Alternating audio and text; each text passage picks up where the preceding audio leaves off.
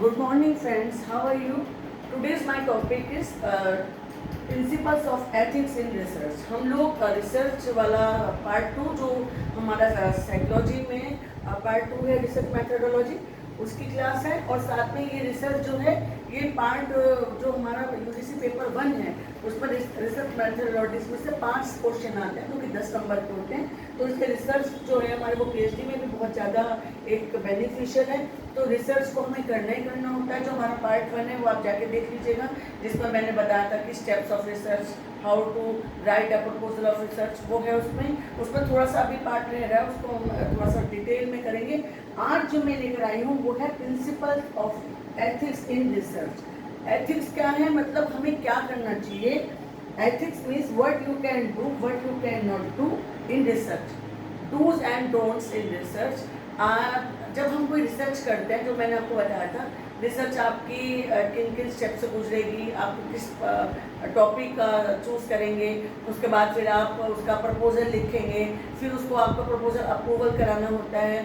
और ये हमारा रिसर्च आपको क्या आपने टॉपिक करा है, आपको उसका स्टडी मटेरियल ढूंढना पड़ता है, उसमें पहले क्या रीडिंग्स हुई है वो सब करना पड़ता है।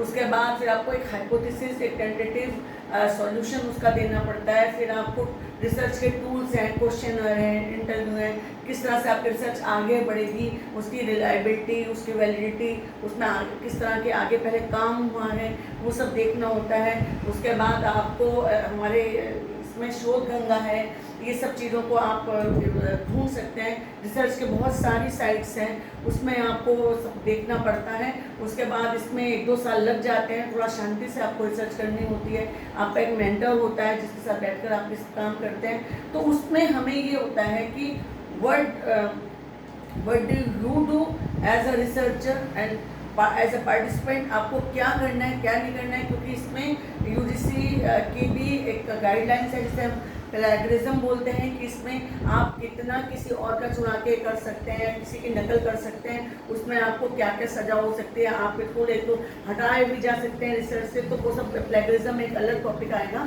लेकिन आज जो मैंने टॉपिक लिया है principles of ethics in research. Ethics you all know, what do you think about ethics, मतलब जो हमारे मॉरल्स हैं कि हमें किस तरह से रिसर्च को करना है और ये किस तरह से आगे बढ़ेगी। तो इसमें मैंने इस तरह से लिख दिया इसको, what you can do and what you cannot do.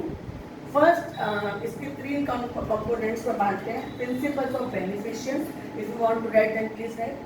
Principle of beneficence, principle of respect of human dignity and principle of justice. इस 3 पार्ट्स को पहले समझिए।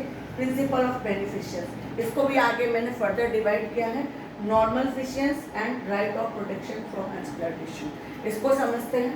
प्रिंसिपल ऑफ बेनिफिशियंस में क्या आ जाता है कि जो नॉर्मल फिशियंस है, नो फिजिकल हार्म, जो भी आपका पार्टिसिपेंट है उसको कोई फिजिकल हार्म नहीं होगी, उसको कोई साइकोलॉजिकल हार्म नहीं होगी, कोई उसका फ़ायदा नहीं उठाया जाएगा, कोई एक्सपोजर नहीं होगा, किसी भी उस पर उसके साथ कोई भेदभाव नहीं किया जाएगा। And right of protection from exploitation है कि कोई उसका मिसयूज़ नहीं होगा और उसको आपको प्रोटेक्शन देनी होगी। वो अपनी मर्जी से क्या रिस्क है, क्या इसका बेनिफिट्स है, क्या क्वेश्चन है, क्या आप कर रहे हैं, इसका क्या ऑब्जेक्टिव है, ये सब चीज़ क्लियर आपके पार्टिसिपेंट को होना चाहिए। As a researcher you have to know कि what is the aim of this research, why we doing this research and who is the mentor. ये सब आपको क्लियर होना चाहिए कि आपका नॉर्मल फिशियंस इसमें क्या करता है। और आपको प्रोटेक्शन में दिया जाता है कि कोई एक्सप्लॉयटेशन नहीं होगा। This is the principle of beneficence. And the second part of this, principle of respect of human dignity. In my thinking human dignity is the main part of this research. कोई इसमें भी हम आपको 2 part में बांट देते हैं, right to full disclosure and right of self determination. आपके राइट ऑफ सेल्फ डिटर्मिनेशन क्या है कि आपके रिसर्चर को आपको रिसर्चर को बात पता होनी चाहिए कि पार्टिसिपेंट को है उसको राइट है कि अगर वो नहीं रहना चाहता है रिसर्च में तो वो एग्जिट कर सकता है, वो उसका पार्ट रहना चाहे, वो किसी भी टाइम किसी भी स्टेज पर रिसर्च की उसको ये अधिकार है कि वो रिसर्च को छोड़ सकता है, जा सकता है, मतलब उसके ऊपर कोई ऐसी बंदिश नहीं होगी। ये आपको पहले ही क्लियर करना होता है। सेल्फ डिटर्मिनेशन लिया जाता है। और full right to full disclosure में क्या है कि you have to know this, it is very important कि share all information with participants. आपको जो भी इंफॉर्मेशन है रिसर्च के कि वो आपको सारी अपने पार्टिसिपेंट्स से शेयर करनी होगी। इसके क्या रिस्क है and what is the purpose and what is the benefits of this research. You have to share all things with your participant. This is the principle of respect of human dignity. And the third one is principle of justice. It has also two components, right of fair treatment and right of privacy.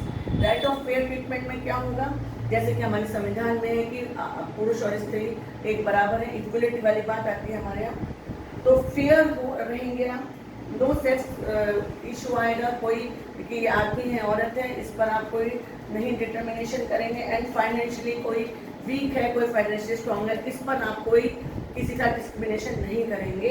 ये आपका principle of fair treatment है। Equality की deal है ये वाली चीज़ है, research is equality deal.